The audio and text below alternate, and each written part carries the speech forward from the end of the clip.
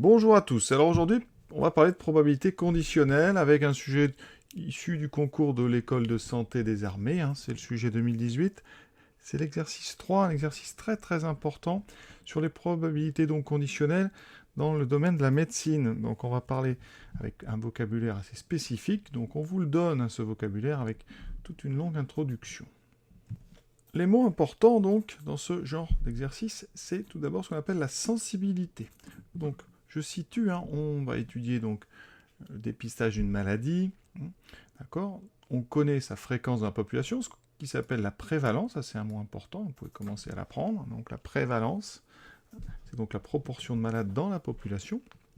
Et on va mettre un test qui sera positif si l'individu a la maladie et négatif si la maladie ne l'a pas. Donc ici, T, ça sera test positif, M, individu malade.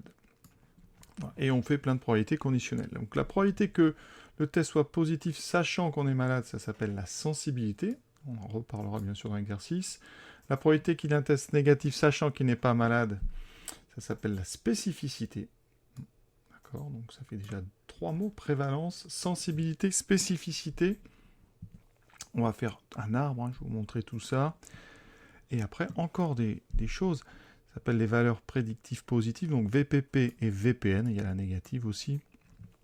Et donc c'est des probabilités conditionnelles, mais inversées par rapport à sensibilité et spécificité. Vous voyez, sensibilité, c'était P de T sachant M, donc la probabilité d'être positif sachant qu'on est malade, alors qu'ici, c'est la probabilité d'être malade sachant qu'on est positif. Donc c'est inversé la phrase, vous voyez, c'est assez compliqué, on peut vite se perdre dans tout ça. Donc ça fait 5 nouveaux mots, prévalence, sensibilité, spécificité, VPP et VPN.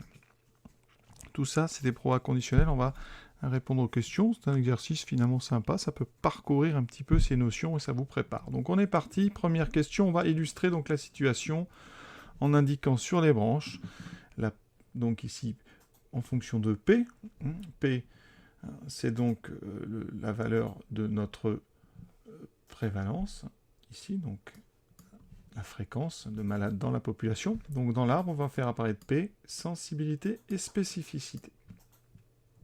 On veut donc dépister une maladie dont la fréquence ou prévalence est notée P. Donc P, c'est un nombre entre 0 et 1, donc il ne peut pas être égal à 0, il ne peut pas être égal à 1. Sinon, si c'est 0, il n'y aurait personne qui l'a, donc il n'y aurait pas de souci. Si P égale 1, tout le monde a la maladie, donc voilà. Donc on est entre 0 et 1 strictement.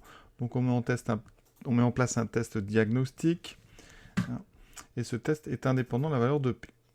On prélève au hasard dans la population un individu, et donc ici T, je vais vraiment essayer de faire un bilan. Donc T, c'est l'événement. Donc le test est positif. Ça veut dire que le test pense que vous avez la maladie. Et M, c'est l'événement, l'individu est malade. Oui, il peut y avoir un décalage.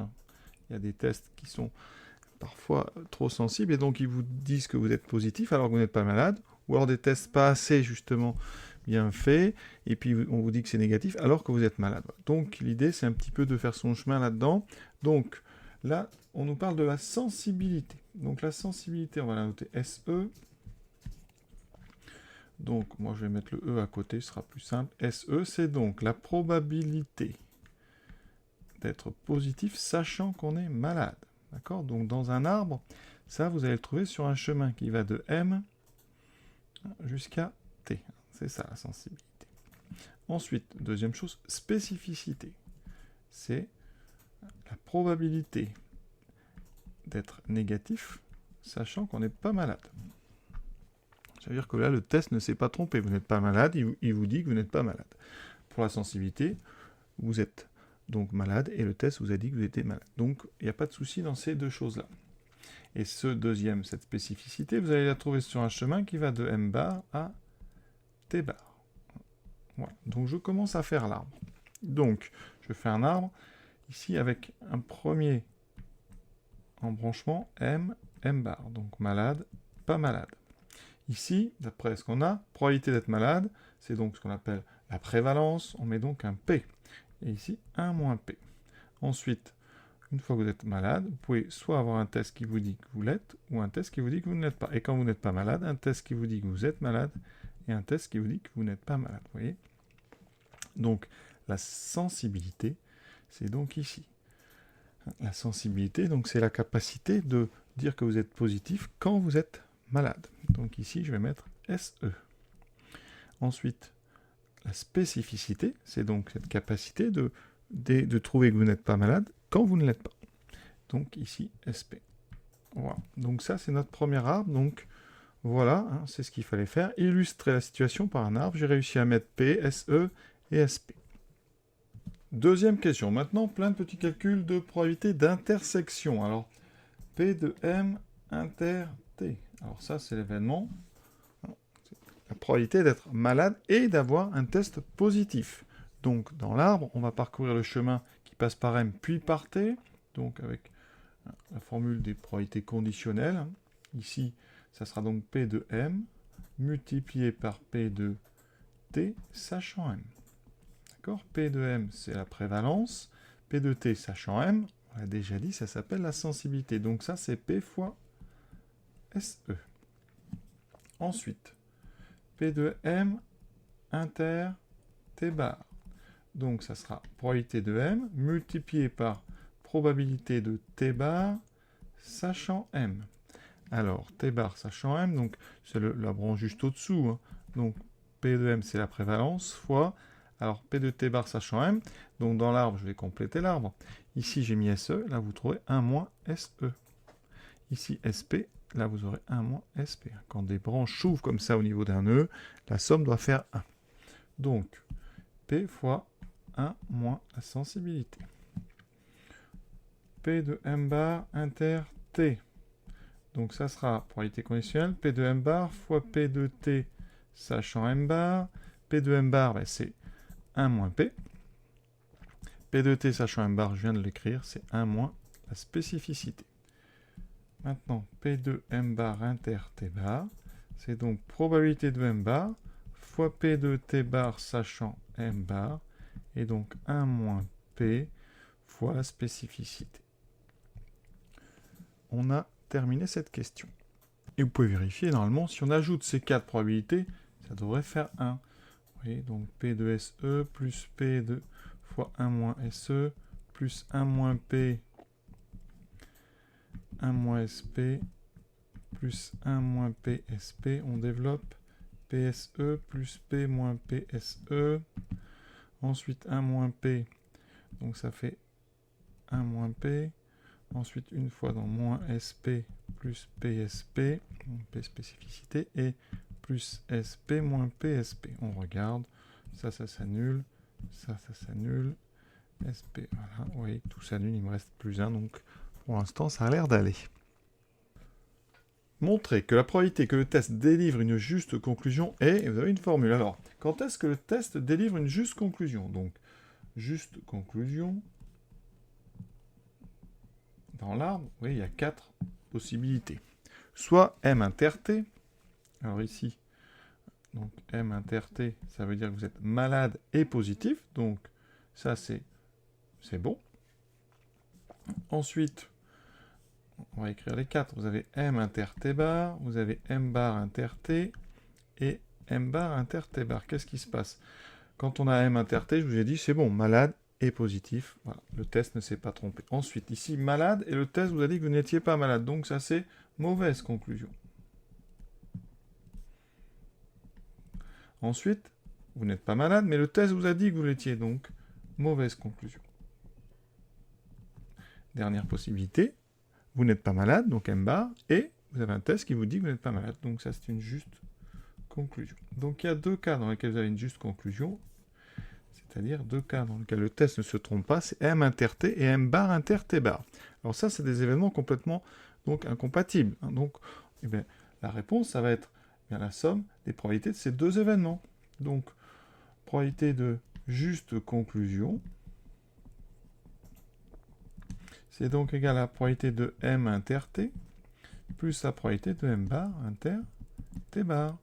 M inter T, je vous ai dit que c'était P fois la sensibilité. Et ensuite, M bar inter T bar, c'est 1 moins P fois la spécificité. Alors, je développe. Ça fait PSE plus SP moins PSP. Alors, je factorise par P, ça me fera sensibilité moins ici, spécificité, plus SP. C'est ce qu'on voulait démontrer, CQFD. Vous voyez? On continue. Troisième question. Alors, on introduit encore, je vous ai dit, deux nouvelles notions. Ce qu'on appelle la VPP, donc valeur prédictive positive. C'est donc ici, VPP, c'est la probabilité d'être malade, sachant que le test nous avait dit qu'on l'était. C'est-à-dire, vous sortez du labo, on vous dit que c'est positif, qu'il y a probabilité que vous soyez vraiment malade. Et ensuite, on a donc la VPN, c'est donc la probabilité de ne pas être malade, sachant ici que vous ne l'étiez pas. Donc, autrement dit, quand on a VPP, qu'est-ce que ça veut dire? En général, on appelle ça un vrai positif. Ça veut dire qu'on vous a dit que c'était vrai et vous êtes vraiment malade. Et après, en bas, c'est ce qu'on appelle un vrai négatif. Hein. C'est donc, vous n'êtes pas... le test vous a dit que vous n'étiez pas malade et effectivement, vous ne l'êtes pas. Donc, on va noter ça quand même parce que c'est des notions normalement nouvelles. Alors, si vous vous préparez avant le concours, vous serez moins surpris parce que, quand même, c'est des choses qui tombent souvent. Donc, c'est bien d'avoir déjà abordé ça un petit peu avant. En plus, vous voyez, c'est que des notations donc, de proba conditionnelle. C'est pas très compliqué, mais il faut s'habituer. Parce que, vous voyez, regardez bien, sensibilité, c'est P de T sachant M. VPP, c'est P de M sachant T. Donc, on peut vite confondre. On nous demande maintenant de calculer la probabilité de T, à l'aide donc de la prévalence, sensibilité, spécificité. Alors, on regarde dans l'arbre, vous voyez T, il y a deux façons d'arriver à T, deux chemins qui mènent à T. Donc, c'est la formule des probabilités totales, P de T. Eh bien, on va le décomposer en deux. Sa probabilité de M inter T plus P de M bar inter T. Effectivement, M bar, ça forme ce qu'on appelle une partition, donc disjoint. Donc, on a découpé T en deux parties. P de M inter T, vous voyez, on a encore les formules, je les ai laissées à droite. C'était P fois la sensibilité. Ensuite, P de M bar inter T, c'est donc le chemin, et le troisième, c'est donc 1 moins P fois 1 moins la spécificité. Vous voyez, alors, est-ce qu'on développe ou pas? On va laisser comme ça, je ne suis pas sûr que ça soit intéressant de développer. Donc, voilà. Surtout dans ce genre d'exercice, il faut tout noter au fur et à mesure, hein, parce que vous voyez qu'on se sert de tout ce qu'on a fait avant. Maintenant, exprimer donc VPP, VPN en fonction de nos toujours trois mêmes choses. Donc, VPP, donc la valeur prédictive positive, c'est donc, d'après ce qu'on a vu, P de M sachant T. Alors, P de M sachant T, vous savez, donc, d'après le cours, c'est P de M inter T divisé par P de T. D'accord? P de M inter T, eh bien, on le connaît, hein, c'est P de S, c'est P fois, SE, et on divise par P de T qu'on vient de calculer. Donc, P de T, c'est PSE plus 1 moins P fois 1 moins la spécificité. Donc, voilà, vous voyez, c'est juste l'utilisation de ce qu'on vient de faire. Ensuite, VPN, c'est donc P de M bar sachant T bar. Donc, P de M bar inter T bar sur P de T bar. Alors, ici, on n'a pas nous calculer P de T bar, mais on a calculé P de T, donc on va faire son contraire. Donc, ici, en haut, P de M bar inter T bar, je l'ai, c'est 1 moins P fois 1 moins SP, et dessous, je fais 1 moins P de T, d'accord? Donc, j'obtiens 1 moins P fois 1 moins SP, divisé par 1 moins, ce qu'on vient de trouver, vous voyez, c'est un peu long, mais on va tout écrire. Donc, c'est P fois SE, plus 1 moins P fois 1 moins SP. Voilà, on va laisser comme ça, on ne nous demande pas particulièrement de simplifier, donc on laisse. On continue. Le test est considéré comme intéressant si VPP est supérieur strictement à P. Alors, montrer alors que dans ce cas-là, donc on va pouvoir supposer que VPP est strictement plus grand que P, hein, puisqu'on nous dit dans ce cas-là, et bien montrer que on obtient SE plus SP strictement plus grand que 1. Donc, alors, on part donc de VPP strictement plus grand que P. Alors ça, c'est équivalent donc à PSE divisé par PSE plus 1 moins P, 1 moins SP, strictement plus grand que P. Voilà, alors ça fait une équation avec pas mal de lettres. Voyez, hein. Donc, comment on va se sortir de tout ça? Alors dans l'exercice, hein, évidemment, VPP existe, donc le dénominateur est non nul, hein. Ça vient du fait que P est strictement entre 0 et 1. Voilà, et que la sensibilité, hein, écoutez, on va admettre qu'elle est non nulle, parce que sinon ça n'a pas d'intérêt. Donc tout ça ici, hein, on va pouvoir donc faire un produit en croix. L'important, c'est donc que ce sont des nombres positifs, strictement. Donc quand je fais le produit en croix, ici, le sens ne change pas, hein. D'accord? Donc je vais avoir PSE, qui est strictement plus grand que donc mon nombre P, je vais l'écrire en premier, multiplié par PSE plus 1 moins P, 1 moins SP. Donc vous voyez que c'est beaucoup de lettres, hein. C'est bien de se familiariser, vous voyez, avant les concours. Et donc maintenant, on va tout développer, hein. Si on a ça, donc ça veut dire que PSE est strictement plus grand que quoi? P carré SE, plus, alors je développe tout ça, 1 moins SP moins P plus PSP. Voilà, il n'y a plus la parenthèse. Alors, vous voyez, j'ai fait apparaître ici PK. Alors j'aurais pu être un petit peu plus rusé, je vais le faire d'ailleurs, parce qu'ici j'avais P et P, j'aurais pu simplifier les deux côtés par P, puisque P est non nul et positif. Je peux diviser les deux côtés par P, vous voyez, ce sera plus simple, je crois. Ça va me faire SE strictement plus grand que PSE plus donc les parenthèses. Alors que j'ai déjà développé, je les redéveloppe. Voilà. On va s'en approcher. Donc on regarde qu'est-ce qui se passe. Est-ce qu'il y a des choses qui disparaissent? Je ne vois pas. Donc on va mettre tous les SE et SP à gauche, hein. Donc j'aurai SE moins PSE plus SP moins PSP. Ici, j'ai un P qui traîne et j'ai le 1. Donc supérieur à, ici à 1 moins P. Ensuite, à gauche, vous voyez ici, on a SE, SE, donc je vais factoriser et ça fait apparaître, alors là, il faut y penser, hein. SE, si vous factorisez, ça fait 1 moins P, SE. Et pour SP, c'est pareil. Si je factorise par SP, j'ai 1 moins P.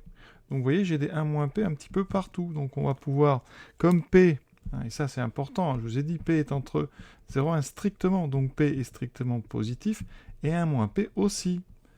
Donc je vais pouvoir diviser des deux côtés par 1 moins P, ça ne changera pas le sens de mon inégalité, hein. Donc ici, on rappelle qu'un moins P est positif, ça fait SE plus SP strictement plus grand que 1.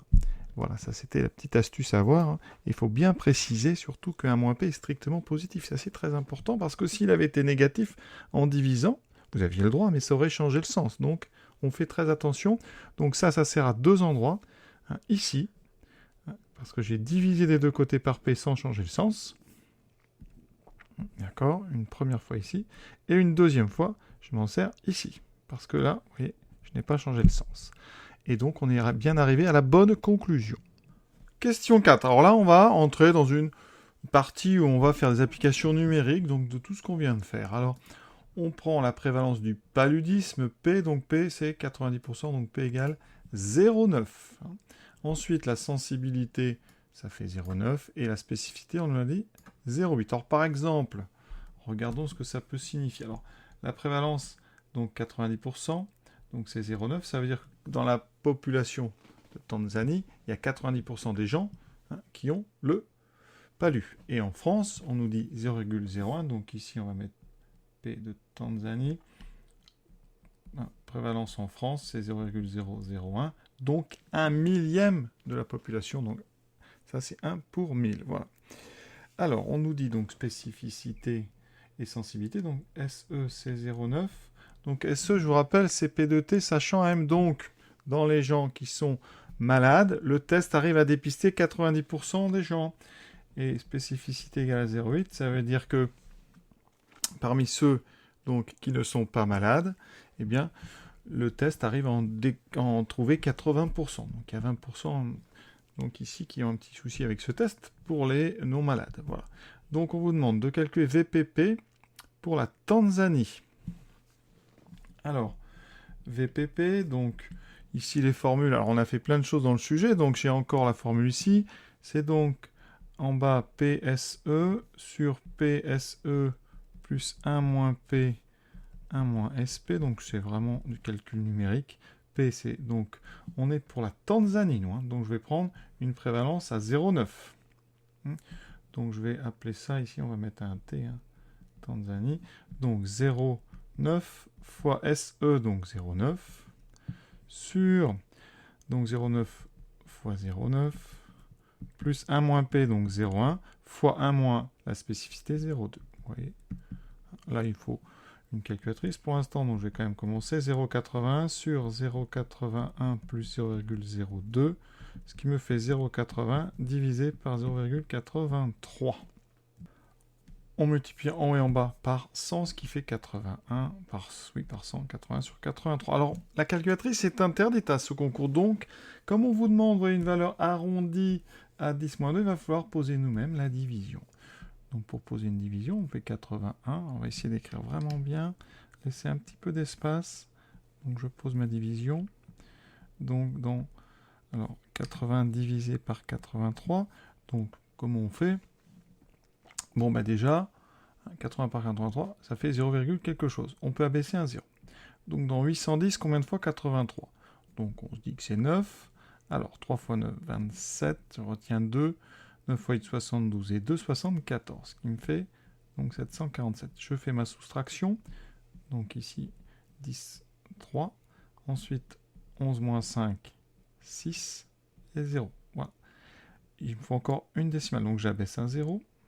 Dans 630, combien de fois 83 ? Alors 6 fois 8, 7 fois 8, 56, c'est plutôt 7. Donc 7, 3 fois 7, 21. Je retiens 2, 7 fois 8, 56 et 2, 58. Soustraction, donc ici 10 moins 1, 9. 13 moins 9, ça fait 4 et 0. Et j'ai déjà mes deux chiffres. Mais ici, il me faut le suivant parce que pour arrondir correctement, donc 49, j'abaisse un 0. Donc 490, combien de fois 83 ? 5 fois 8, 40. Donc voici, il faut être 48. Non, ça sera 5. Donc ici 5. 5 fois donc 3, 15. Je retiens 41. 490 moins 15. Donc ça va, ça fait 75. Il me faut le chiffre suivant. Alors le chiffre suivant, eh bien, il va être plus grand que 5. D'accord ? Donc ici, ça peut être quoi ? 6, 7, 7, 8. 8 fois 7, 56. Ouais, ça sera 8 ou 9. Donc on va plutôt mettre 9. Après le reste, c'est plus grave. On peut s'arrêter là. Donc on a 975 ici. Donc c'est plutôt 976. Donc on va arrondir à 0,98. Vous voyez, juste pour une petite arrondie, il y a quand même du travail. Donc VPP de Tanzanie est à peu près de 0,98. Et en ce qui concerne les arrondis, alors l'usage, si on avait juste 975, quand ça finit par 5, l'usage, c'est d'arrondir au-dessus. Donc on aurait arrondi à 0,98 quand même. Donc voilà, on continue. Alors on admet, vous voyez, dans cette question, les valeurs de VPP France, VPN Tanzanie et VPN France. Donc on a les 4. Je vais rajouter la nôtre à côté. Donc VPP pour donc la Tanzanie est à peu près, donc, on va mettre 0,98. Maintenant, question sur l'interprétation donc de résultats. Alors, en déduire ce que l'on peut dire à un patient de Tanzanie selon que le test est positif ou négatif. On fera pareil qu'un patient français. Donc, on va commencer par Tanzanie. Donc, Tanzanie, qu'est-ce qu'on sait ? On a donc une V. Alors, Tanzanie, on va commencer par un test positif. On sait que la VPP en Tanzanie est de 0,98. Alors je rappelle, là on va remettre les noms. La VPP, c'est la probabilité d'être malade quand le test est positif. Donc là, le malade, donc le patient donc, a un test positif et on sait que dans ces cas-là, à 90% des temps, il est malade. Vous voyez, un test positif, dans 98% des cas, il est malade. Et dans 2%, il n'est pas malade. Donc, a priori, là, on peut informer le patient qu'il est très, très certainement malade. D'accord ? Ensuite, si son test est négatif, on va regarder la VPN. Donc, la VPN, ici, en Tanzanie, c'est 0,47. Donc, alors en français, ici, on va mettre très certainement malade. Ici, notre VPN, donc c'est quand le test est négatif. Donc 47, c'est un cas sur 2, d'accord ? Donc ici, 53% sont malades, 50% ne sont pas malades. Donc qu'est-ce qu'on va lui dire ? Eh bien, il y a une chance sur 2 qu'il soit malade. Voilà, une chance sur 2. Une chance, donc plutôt clairement, donc à peu près 50%, et de toute façon c'est 47, donc on va dire une chance sur 2, alors c'est pas le mot chance qu'on doit rappeler, donc une fois sur 2, il sera malade. Il sera malade, ou une fois sur 2, mais il sera pas malade, vous voyez? Donc, plus intéressant, c'est ce 0,98, ça veut dire que le test, quand même, repère en 98% des cas les malades. En France, alors on a une VPP nulle et une VPN égale à 1. Ça veut dire quoi? Que quand vous avez un test positif, une fois que le test est positif, la probabilité d'être malade, ici, c'est 0. Donc, ça veut dire que vous pouvez dire qu'il est victime, très vraisemblablement, d'un, ce qu'on appelle, d'un faux positif. Ça veut dire qu'en fait, il n'est pas malade. Voilà. Donc ici, on va lui dire qu'il a ce qu'on appelle donc un faux positif. C'est-à-dire qu'on lui a dit qu'il était malade, alors que vraisemblablement, il ne l'est pas.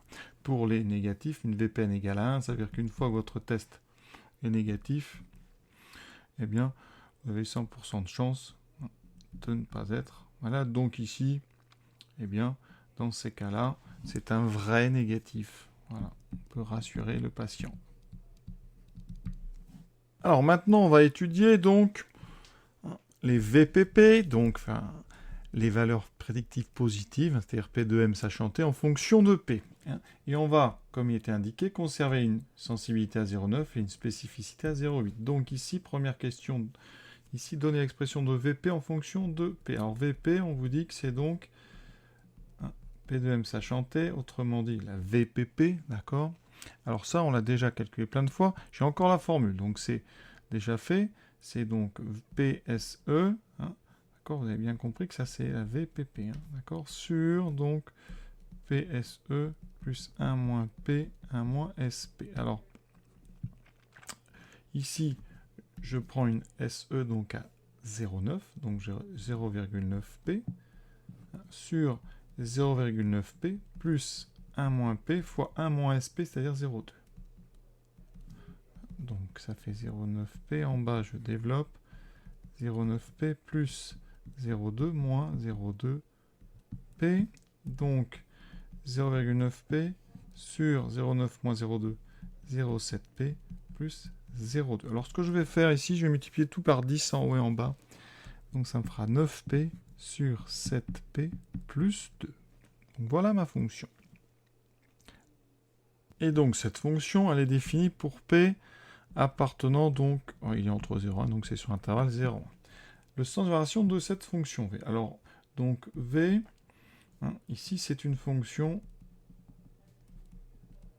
rationnelle, d'accord? C'est une division, un rapport de deux fonctions polynomiales, fonction rationnelle. C'est même plus que ça, parce que c'est des fonctions de degré 1, donc on peut appeler ça ce qu'on appelle une fonction homographique, mais on ne va pas en parler, on reste sur ça. Donc elle est définie, évidemment, 7p plus 2, c'est strictement positif, donc elle est fonction rationnelle définie sur 0,1. D'accord? On sait qu'une fonction rationnelle est toujours dérivable sur son ensemble de définitions. Donc, ici, elle est définie, elle est dérivable. Donc, v est dérivable sur 0,1. Donc, on peut calculer sa dérivée. Il y a d'autres façons de faire, mais je crois qu'ici, c'est la façon la plus simple. Donc, dérivée, alors c'est un quotient u sur v. Donc, en haut, j'aurai u' v moins u v' sur v carré. Alors, u', donc c'est la dérivée de 9p, c'est 9. Donc, v, je le réécris. J'en profite pour mettre mon v carré dessous. Ensuite, u'v moins u v'. Donc, u, c'est 9p, v', c'est 7. Vous voyez?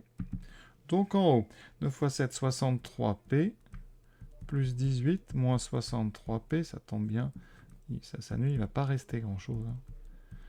Donc, en haut, il me reste 18 sur 7p plus 2 au carré. Donc, évidemment, pour tout p appartenant à 0,1, effectivement, v' de p est strictement positif, donc v est strictement croissante. Toujours 1 sur 0. Donc ça veut dire que quand p augmente, eh bien la VPP, la valeur prédictive positive, augmente. Alors maintenant, dernière question. Lorsque p est supérieur ou égal à 8, en quoi la positivité du test est-elle un élément important? Donc déjà, on va regarder la valeur donc, de de VP, hein, quand P est plus grand que 8. Donc P est plus grand strictement que 8. Comme la fonction V est strictement croissante, elle conserve l'ordre. Hein. V est strictement croissante sur 0,1. On utilise donc cette fonction, ça veut dire que VP va être plus grand que la valeur prédictive positive pour P égale 0,8. D'accord ? Donc, il va nous falloir calculer ce V0,8. Donc, dans l'expression de VP, je remplace P par 0,8. Ce qui me fait 9 fois 0,8 sur 7 fois 0,8 plus 2. Donc, 9 fois 0,8, 9 fois 8, 72. Donc, ça fait 7,2 divisé par 8 fois 7, 56. 5,6 plus 2. Donc, 7,2 sur 7,6. On y est presque. Hein. C'est un petit peu long quand même. Il y a du travail. Donc, ici, pour tout P appartenant à 0,1, je viens de montrer que VP est donc plus grand que 72 sur 76. Alors encore une fois, on n'a pas de calculatrice, donc je vais devoir poser ma division. Donc, alors, 7,2 sur 7,6, c'est donc 72 hein, sur 76. Alors on peut simplifier par 2. Ça fera 36 sur, ici, 38. On divise encore par 2, 18 sur 19. Alors 18 sur 19... Hein, ça fait déjà du 0,9. Hein. Donc on va poser comme tout à l'heure tranquillement. 18 divisé par 19. Donc ça fait donc, ici j'abaisse le 0. 180, donc on sait que c'est 9. 9 fois 9, 81. Je retiens donc le 8. 9 et 8, 17. Donc 171. Il me reste 9. Donc ici, j'abaisse un 0. En 90, combien de fois 19? Ça fait quoi? 5 fois non. 5 fois... non, ça fait 4 fois. 4 fois 9, 36. Je retiens 3, ça fait 7. Il me reste 14. J'abaisse un 0. 19, donc ça doit faire quoi? 7, 6. 6 fois 9, 54. Je retiens 5. Ça fait donc... 6 et 1, ça fait 11. Non, ça va pas, j'ai dit des bêtises. Ça fait pas 6, ça fait plutôt 7. Donc 7 fois 9, 63, je retiens 6. Effectivement, ça fait 133, donc on est bon. Je vais donc arrondir à 0,95. Donc VP est supérieur à 18 sur 19. Donc VP est supérieur ou égal à 0,80. Alors, ici, comme j'ai une inégalité, je ne peux pas arrondir au-dessus. Je vais être obligé d'arrondir au-dessus. Vous voyez, donc j'avais gardé donc 94, mais on va garder encore mieux 947. Voilà. Qu'est-ce qu'on en déduit de cette chose-là? On a une valeur prédictive positive très proche de 1, d'accord? Donc ici, ça veut dire que quand votre personne est détectée positive, il y a deux cas, soit elle est malade ou elle n'est pas. Eh bien, dans 95% des cas, on va arrondir, dans 95% des cas à peu près, elle sera malade. Et à 5%, elle ne sera pas malade. Donc, on peut en déduire que quand P est plus grand que 0,8, le test positif indique dans des grandes proportions la maladie du patient. Donc voilà. Pour être plus simple et clair, autrement dit, quand vous avez un test positif, on peut considérer que dans la plus grande partie des cas, vous êtes malade. Donc voilà, l'exercice est terminé. C'est un exercice vraiment axé sur médecine, donc intéressant quand même. On voit l'intérêt des probabilités conditionnelles dans tous les tests, et c'est vraiment quelque chose qui est intéressant. Voilà, je vous laisse. Je vous souhaite une bonne fin de journée à tous, à bientôt.